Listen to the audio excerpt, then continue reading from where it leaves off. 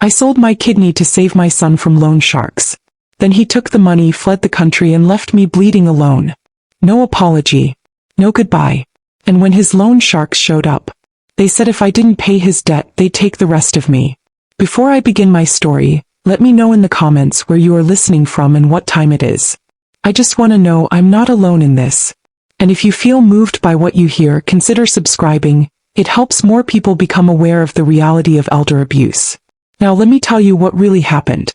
I never imagined the day would come when I'd be begging strangers in an alley overseas to cut into my body and take something I couldn't grow back. But that's where my son led me. It started on a Sunday afternoon. I was folding laundry and humming an old gospel song when Tyrone knocked on my door, looking like the world had fallen on him. His eyes were red like he hadn't slept, and his hands kept twitching. He didn't hug me, didn't even sit down, just stood there trembling, saying, "Mama, I messed up bad this time." Tyrone had always been one for trouble. Little things at first. Late night calls about car wrecks or needing help with rent. Then it turned into gambling. Cards, dice, sports betting. I lost count of how many times I'd begged him to stop. But he'd always come back, saying it was just a phase. That he had it under control. This time was different. "There's people after me," he said. "Real people. Dangerous. They said I got 5 days to pay up or they're coming for me." I sat down slowly, my knees already aching from arthritis. "How much, Tyrone?" He couldn't even look me in the eye. 80 grand. The number hung in the air like a punch. Thought I heard wrong. I asked again. He repeated it. $80,000. I didn't even have 800 in my account. My pension covered my rent, my medication, and groceries when they were on sale. I was already behind on my electric bill. I told him as gently as I could that I had nothing to give. He started pacing, clutching his head. "I found a way," he said. "I did some research. Mama, don't freak out, but there's this guy, okay? He helps people sell kidneys." My stomach turned. I stood up, heart pounding. "You lost your mind?" "It's safe," he said quickly. "It's not like the horror stories. They fly you out, do it clean. You get cash. All of it up front. It's not illegal technically. Just quiet." I stared at him like he'd grown horns. "You expect me to cut open my body to fix your gambling?" He dropped to his knees and grabbed my hands. "Mama, please. They'll kill me. They said they'd make me disappear. I don't got nobody else. Just you." That night I didn't sleep. I lay in bed, staring at the ceiling, thinking about Tyrone's face when he said they'd kill him. A part of me wanted to scream at him, "Then sell mine yourself if it's so easy." But who would trust a desperate gambler with that kind of job? The syndicate wouldn't wait. The people he owed would never accept. I'm working on it. I thought about calling the police. But what would I even tell them? My son owes criminals 80 grand and wants me to sell my kidney? They'd laugh. Or worse, arrest him and do nothing to stop the people coming after him. And I thought maybe this was how I could still be useful. Maybe this was how I could protect him one last time. My body's tired anyway. Blood pressure, arthritis, nerve pain. I'd already stopped walking to church. What did I need 2 kidneys for? I told myself it was just a piece of flesh. But deep down I knew it was a piece of me he'd never give back. I called the number he gave me the next morning. The man on the other end had a soft voice, too calm. Said he'd arrange everything. A short trip. A clean hospital. I wouldn't be awake for anything, and the payment would be made before the surgery. Tyrone said he'd handle the money, since I wouldn't be in any shape to travel with it after. He'd fly back with me. Stay with me while I recovered. Make everything right. I agreed. The flight was long and quiet. I was too ashamed to speak to the kind nurse who sat beside me. When we landed in Manila, they took me straight to a clinic. Not the kind I'd imagined, but not a shack either. White walls, cold air, unfamiliar smells. I signed papers I didn't understand. The surgeon looked 30. Everyone smiled too much. When I woke up, I felt like death. My side throbbed like it had been hit with a hammer. Breathing hurt. Sitting up felt impossible. They gave me soup and pills and told me everything had gone well. Tyrone was sitting by my bed holding my hand. He looked tired but calm. "It's done," he whispered. "You saved me, Mama." That was the last time I saw the real Tyrone. We flew back 3 days later. Could barely walk. He helped me into the cab, then into my apartment. I lay in bed, drifting in and out of sleep. I remember asking him if the loan sharks were off his back. He just nodded, said something about taking care of it. I didn't press. I trusted him. 2 days later, I woke up to an empty apartment. No Tyrone. No note on the fridge. His phone went straight to voicemail. I waited a day. Then another. I thought maybe he went to the store. Maybe he needed to clear his head. On the third day I found it. A piece of notebook paper tucked under my Bible. I needed a clean slate. Don't worry, you'll be all right. No apology. No explanation. Just that. I collapsed to the floor. My stitches pulled. My breath came out in gasps. I screamed into the empty room until my throat hurt. He never intended to pay anyone. He used me. My own son. My body was ruined. I was bruised, stitched up, and empty in more ways than one. And he was gone with every cent. I couldn't move for hours. I sat on the floor holding that note, shaking, weeping. My baby. My only child. The one I gave everything for. I sold my kidney to save his life. And he stole that life and ran. The days after Tyrone disappeared felt like dying in slow motion. I didn't leave my apartment. I barely ate. My side burned where the stitches were still fresh, and every time I tried to sit up I saw stars. But the worst pain wasn't physical. It was the sound of his voice in my head, how he'd said, "You saved me, Mama." A lie wrapped in a whisper. I wanted to tell someone, but how could I? What was I supposed to say? That I flew across the world to let strangers carve into me for cash? That I trusted my gambling-addicted son to handle that cash responsibly? That I thought somehow this would make him love me again? No. There was no way to speak that kind of shame out loud.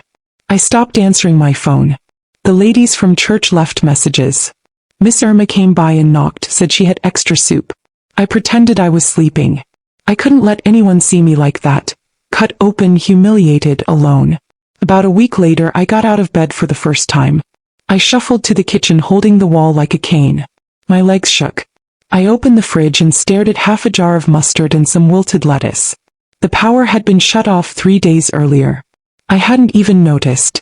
That night, I lit a candle and sat at the table in the dark. I spread out the bills. Electric, water, insurance. My pension covered almost nothing now. The rent was due in 5 days. I stared at the math until the numbers blurred. I sold my kidney and I was still broke. Still in danger. Still alone. I pawned my wedding ring the next morning. $50. I used it to buy soup, crackers, and a bottle of Tylenol. When I got home, I sat on the couch and wept so hard my stitches throbbed. The next thing to go was the TV.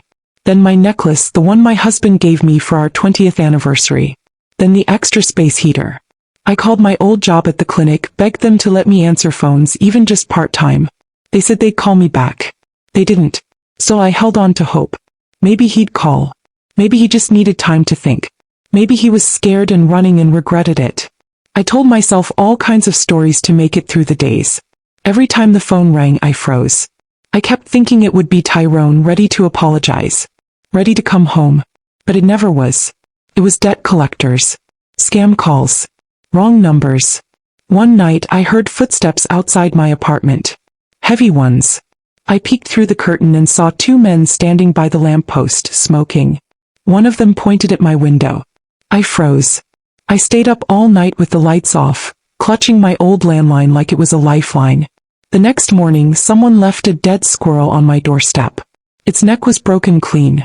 I threw up in the sink. After that, I started double locking the door.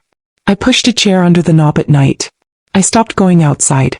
Even just opening the blinds made my heart race. 2 days later, someone taped a note to my window. It was scrawled in red marker. "You're next." I tried to tell myself it wasn't real. That maybe kids were playing games. But I knew better. Tyrone didn't pay his debt. And they knew where I lived. I went to the police station that afternoon. I waited over an hour before someone finally saw me. A young black officer named Reed took my statement. I didn't tell him the whole story. Just said I was receiving threats and that my son might be involved with the wrong people. He asked if I wanted to file a missing persons report. I said no. Because I wasn't ready yet. I still had some broken piece of me clinging to the idea that Tyrone would come back. That he'd walk through the door, crying, apologizing, ready to fix everything. I couldn't turn him in. Not yet. But I did ask for a patrol car to swing by my place sometimes. Officer Reed said he'd make a note. That was it. That night, I lay in bed clutching a kitchen knife under my pillow. Every creak in the walls made me flinch. I kept checking the window, terrified I'd see someone standing there. I didn't sleep. I couldn't. The next morning, someone had spray-painted the word liar on my front door. Red, thick, dripping. I sat on the floor and cried like a child. The days blurred after that. My body never fully healed. I was too scared to go to the clinic and get my stitches checked. I didn't want questions. I didn't want looks. So I treated myself with rubbing alcohol and paper towels. Every movement hurt. Every breath reminded me what I gave up. Sometimes I caught myself talking to Tyrone like he was still in the room, asking him if he remembered that time he got lost in the grocery store and cried so hard they had to shut the place down. Or the way he used to hold my pinky when he was scared of thunder. I told those stories out loud, hoping they'd bring him back. But all they did was break me further. One evening, I found a voicemail I hadn't heard before. It was left days earlier. I played it 3 times just to make sure. It was his voice. Not recent. An old message from before the surgery. He was laughing, telling me he was gonna make things right soon. I stared at the phone like it had burned me. That night, I sat at the table, looked at the note he left me, and realized something. He never loved me enough to stay. Not when I was healthy. Not when I was broken. Not even after I bled for him. And I loved him too much to see it sooner. But that love was turning into something else now. Something colder. Something sharper. Something that would make me stop waiting. Because one way or another this story was going to end. And next time someone knocked, it wasn't going to be my son. It was going to be the devil looking to collect. It's a strange thing, the way hope dies. You don't hear it. You don't see it go. One day you just wake up and it's not there. Like a light that burned out while you were sleeping. That's how I felt the morning I stopped checking my phone. I had nothing left to say to Tyrone. Nothing left to ask. The voicemail played in my head on loop, his voice promising to fix things.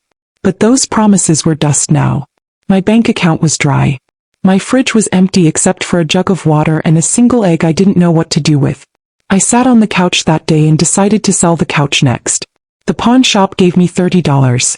I used 10 for food and saved the rest. I learned how to stretch rice and soup into 3 meals. I stopped turning on the lights at night. I unplugged every appliance I didn't need. I told myself it was survival, not punishment, but deep down I knew the truth. I was punishing myself for being so blind. The scar on my side still ached. Some days I pressed my hand to it and whispered to the hole inside me like maybe it would whisper back. I felt like I'd lost more than an organ. Like Tyrone had taken part of my soul with him. And in its place he'd left silence. I thought I could live with that. But the silence didn't last. It started with the phone calls. No words. Just breathing. Heavy, sharp, deliberate. I hung up the first time. Second. By the third I sat and listened. I wanted to hear something, anything, that would tell me it wasn't real. That this wasn't happening. But I knew. I knew what was coming. One night around 2 in the morning I woke up to a noise outside. Not footsteps. Tires. A car idling outside my window. I peeked through the curtain and saw the same black sedan from before. A man got out. He didn't do anything. Just stood there smoking. Then he flicked the cigarette into my yard and drove off. The next morning someone had slashed my tires. The repair cost more than I could afford, so I left them flat. I wasn't going anywhere anyway. I tried calling Officer Reed at the precinct, but he was off duty. Another officer said they'd log the incident. That was it. No visit. No questions. I could tell they thought I was just some old woman scared of shadows. I didn't sleep that night. I sat in the kitchen with a hammer in my hand, eyes fixed on the front door. I didn't cry. I didn't pray. I just waited. 2 days later, someone left a photo taped to my window. A picture of Tyrone. He was sitting at a poker table laughing, surrounded by chips. He looked healthy. Happy. Carefree. On the back they'd written, "We know where he is. You're the one who owes us now." I don't remember falling. Just the sound of my knees hitting the floor. That was when I knew. They weren't bluffing. They weren't going away. And they weren't looking for him anymore. They were looking for me. Thought about running. But where would I go? I didn't have money for a motel. I had no friends left to call. My sister passed years ago and I wasn't about to bring this hell to any church friend's doorstep. So I stayed. Locked the doors. Covered the windows. Slept in the back bedroom with the dresser pushed up against the door. A week passed. Then another. One morning I opened the front door and found a package. No return label. Just my name scrawled on the top. I opened it slowly. Inside was a plastic sandwich bag filled with dirt and a single playing card. The King of Spades. His face was scratched out with a knife. That's when I knew they wanted to break me before they ever touched me. They wanted me scared, alone, desperate. And it was working. Every day I looked in the mirror and saw someone else. Someone hollowed out. Not the mother I used to be. Not the woman who survived her husband's death. Not the woman who once marched in protests and wiped tears off broken strangers in hospital rooms. I was a shadow now. But even shadows have limits. The last straw came when I found the front door unlocked one morning. I knew I'd locked it. I always double-checked. But the chain was dangling and the knob turned without resistance. I didn't find anything missing. But the smell was different. Like cheap cologne. Like someone had been inside and wanted me to know it. That was the day I stopped waiting. I went to the closet, pulled down the old file box with my husband's records, and found the folder Tyrone didn't know about. It had the phone number from the clinic. The printed receipts. The contact emails. The offshore transfer note. I laid them out on the kitchen table, took a deep breath and picked up the phone. I called the police. I asked for Officer Reed. When he answered I told him everything. Not half. Not the cleaned up version. Everything. I told him about Tyrone's debts. The threats. The surgery overseas. The lies. The theft. The photo on my window. The break-in. The fear that was eating me alive. He listened. Then he asked, "Are you willing to file an official report against your son?" I closed my eyes. And I said yes. Because love without truth had nearly killed me. And maybe justice wouldn't fix the scar on my body or the one in my heart. But it was the only thing I had left. Officer Reed told me to come in the next day to give a full statement. He said they'd open a case. Look into financial trails. Contact the clinic. I thanked him, hung up the phone and sat very still. My hands were shaking. Not from fear. From something else. A quiet kind of strength I thought I'd lost. I went to bed that night with the door locked and the lights off. But for the first time in weeks I wasn't afraid of the dark. Because something in me had come back to life. Not hope. Not yet. But something close. Something called survival. I thought going to the police would bring some peace. I thought filing that report, signing my name to the truth, would build a wall between me and the danger. But it didn't. It stirred things up. The first week after my visit to the station I saw no one. No car parked across the street. No notes. No more dead animals. The silence felt like breathing room and for a moment I believed maybe the police presence had scared them off. But then it started again. Subtler. Smarter. A rock through my back window while I was in the shower. The sound sent me sliding to the floor in a towel, heart racing, glass everywhere. No note this time. Just the cold wind coming through the broken pane. I called the station. Officer Reed came by himself this time. He looked around, took a few pictures and taped up the glass with cardboard from the trunk of his car. He asked if I had anywhere else I could stay. I told him no. He gave me a long look but didn't press. That night, I pushed the dresser tighter against the bedroom door and put a kitchen knife on the pillow beside me. By the next morning they had left another photo, taped directly to the cardboard covering the window. This one was older. A picture of Tyrone, maybe from college, smiling with his arm around me in front of the church. On the back, in thick ink, it said, "Still think the cops will save you?" I tore it up and flushed the pieces down the toilet. My hand didn't stop shaking for 2 hours. The fear came back worse than before. I jumped at every creak. I checked every lock 3-4 times a night. I kept a flashlight in my hand and slept with my shoes on. I started having dreams, visions of men breaking through the window, dragging me out of bed, knives at my throat. I woke up screaming more than once. I stopped answering calls. Even Officer Reed's. I didn't know what else to say. What could I tell him? That I was still alive, still terrified, still too broke to fix the window? Then one day I opened my door to get the mail and found a strange envelope on my doormat. No stamp. No address. Inside was a single sheet of paper with 3 words. "Time's almost up." I dropped it. My knees buckled. I sat on the floor and sobbed like I hadn't sobbed since the day Tyrone left. I don't remember standing up. Don't remember crawling to the couch. But I do remember what happened after. Something in me went quiet. Not numb. Not panicked. Focused. I got up, walked to the table and opened the box of evidence I'd kept hidden. I spread out the receipts again. The bank records Tyrone left behind. The cash deposit slips from the offshore account. The shady clinic's name. I circled everything in red ink, then wrote out a timeline on the back of an old grocery list. The next morning I took it all to the police station in a grocery bag. I walked in like my legs weren't trembling. When I saw Officer Reed, I handed it to him without saying a word. He opened the bag, brows furrowing as he looked through the pages. "This is more than we had before," he said. "You sure you want us to move forward with this? You're filing against your own son." "I already filed," I said. "Now I'm finishing it." He nodded once and promised to elevate the case. He said they'd start tracking Tyrone's financial records, get subpoenas for any bank activity, trace the phone numbers connected to the offshore deal. They were opening a full fraud and endangerment case now, possibly grand theft. I walked home lighter than I had in weeks. Not because I felt safe, but because I'd stopped waiting to be saved. The following evening someone banged on my front door. I mean banged. Loud, violent, like they were trying to break it down. I didn't move. I sat frozen at the kitchen table listening to the wood creak and crack. A voice shouted through the door. "You're dead, old woman. You hear me?" It was low and rough, thick with fury. Then silence. I didn't breathe until I heard the car screech away. That night I called Officer Reed again. This time I told him everything. Word for word. He told me to stay inside and promised a patrol car would pass every 2 hours. He suggested I look into a panic button system or at least a security camera. I told him I couldn't afford either.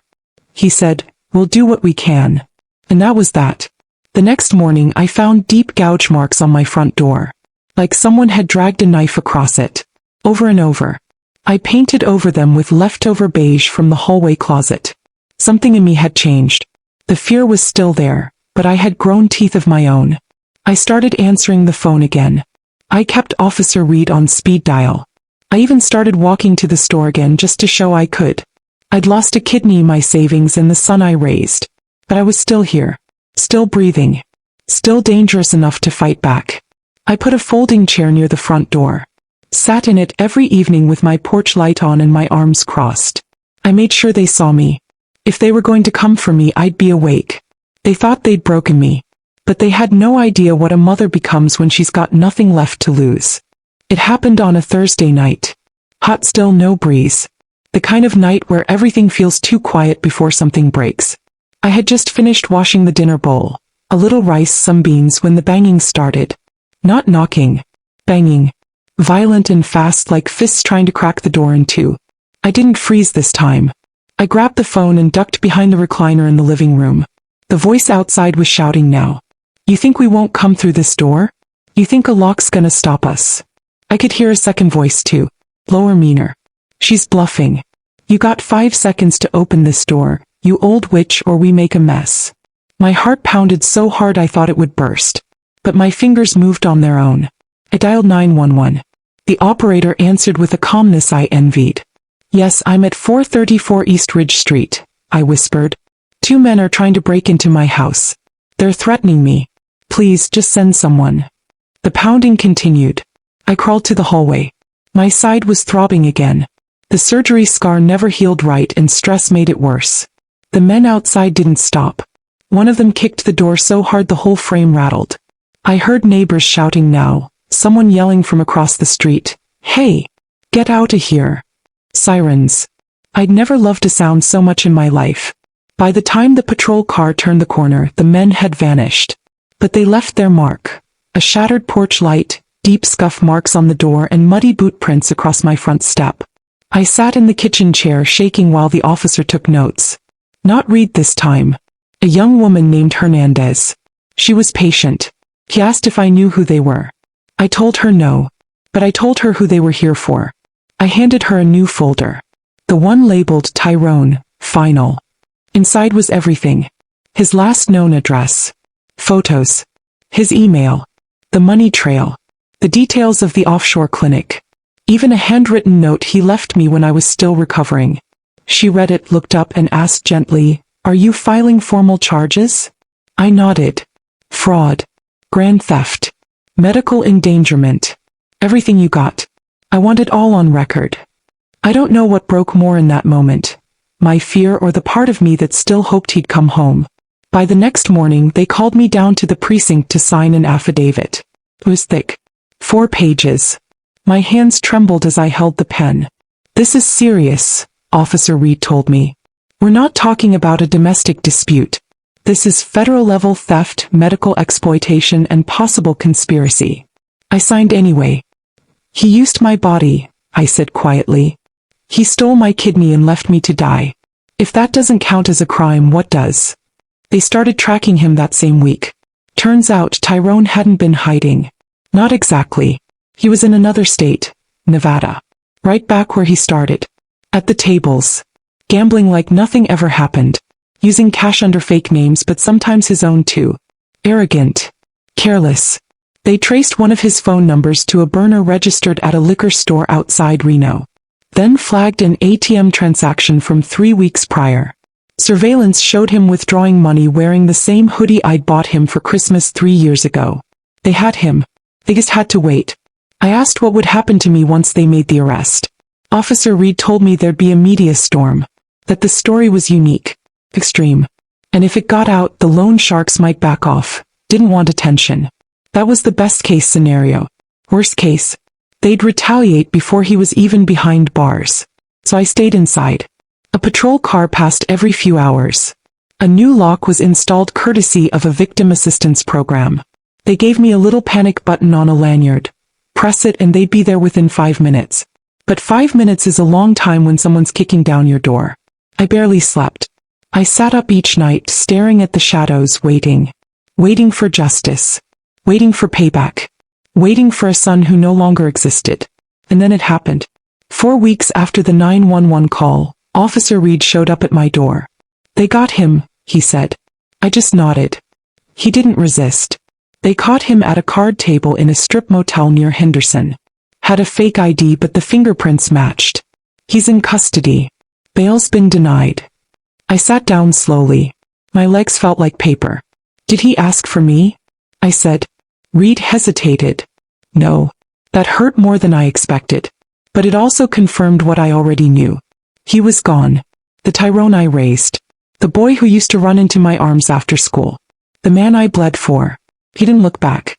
They ran the story in the local papers. Mother sells kidney to save son, then turns him in after he robs her blind. I didn't give interviews. I didn't want the sympathy. But people noticed. Church ladies brought casseroles again. A neighbor offered to fix my porch light. Someone even sent me a gas card in the mail. The loan sharks? They vanished. Too much heat. Too much attention. They wanted shadows, not headlines. And I made sure they got none of the money. There was no refund. No reimbursement. The cash was long gone. My body still bore the cost. My soul too. But I slept that night. For the first time in months. Real sleep. No fear. No pain. Just quiet. Tyrone's name hasn't been spoken in this house since. I boxed up his photos. Donated his clothes. Threw away the last note he ever wrote me. Not because I hate him. But because I survived him. And sometimes, surviving is the only closure you get. The day of his sentencing, I didn't go to court. I sat by the window instead, holding the Bible my husband gave me, the pages worn thin where I turned to Psalms in every hard season. The sun was soft that morning. Warm. Chill. I watched it stretch across the front porch and touch the steps where Tyrone used to sit tying his shoes before school. The news came by phone. 12 years, Officer Reed said. Time served won't start until he's transferred to state custody. I didn't ask what Tyrone looked like. I didn't ask if he said anything. I only thanked Reed and hung up. Then I walked to the hallway mirror and looked at myself. Really looked. Not the widow. Not the woman who lost a kidney. Not the mother who got fooled. Just a woman who survived. In the weeks that followed, the noise around my name quieted down. The articles stopped. The reporters moved on. Nobody called asking for interviews anymore. I liked it that way. Let them chase something flashier. My health didn't bounce back. That scar on my side still aches when the rain comes. I tire more easily. My appetite never really returned. But I started walking to the mailbox again. Grocery store too. I began waving back to neighbors instead of hiding. People treated me differently now. Kinder in some ways. Sadder in others. Some still didn't know what to say when they saw me. Others hugged me too long. I accepted all of it with grace. Let them feel what they needed to feel. I had already done my weeping. The police kept a watch on my home for a while. They checked in more than I expected, but eventually the check-ins faded. Just like Tyrone's face in my memory. The sharpness of it softened each day. Sometimes I wondered if I'd recognize him now. Sometimes I didn't want to. What stayed with me were the questions people never asked out loud. Do you still love him? Do you forgive him? And my answer, if anyone had the courage to ask, would be this. Of course I still love him. I loved him when he was born with a head full of hair and wouldn't stop crying unless I held him close. I loved him when he scraped his knee chasing the ice cream truck and told me I was his hero for making the pain stop. I loved him when he brought home bad grades and when he lied and when he stole $5 out my purse to buy candy. I even loved him the day he betrayed me. But I loved him like you love someone who no longer exists. Like a ghost. And ghosts, no matter how loved, don't belong in the house of the living. So I let him go. There's no forgiveness in me yet. I'm not holy like that. What he did shattered something I can't glue back together. But I've stopped feeding that pain. I've stopped letting it write my name in the dark. I've stopped checking the prison logs to see if he's been moved. Sometimes I sit in the back pew at church and watch the other mothers hold their babies. I don't envy them. I just hope they never find themselves in my shoes, praying over scars that shouldn't exist. I started attending the support group the victim advocate told me about. Not every week, but some nights when the silence grows too big. Most of us are older. Women who were taken for granted, manipulated, discarded. We nod when one of us speaks like we already know the ending. There's a comfort in being among women who carry invisible wounds. One of them, a lady named Miss Lorene, told me something I won't forget. You didn't lose a son. You released a sickness. It stuck with me.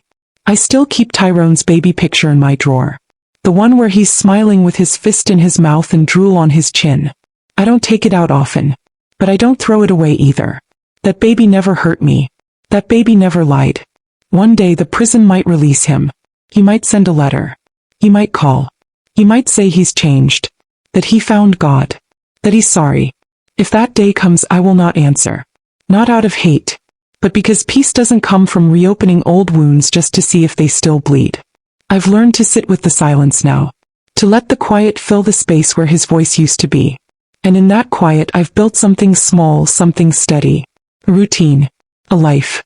Not the life I dreamed of. But a life I chose for myself. I tend to my porch plants.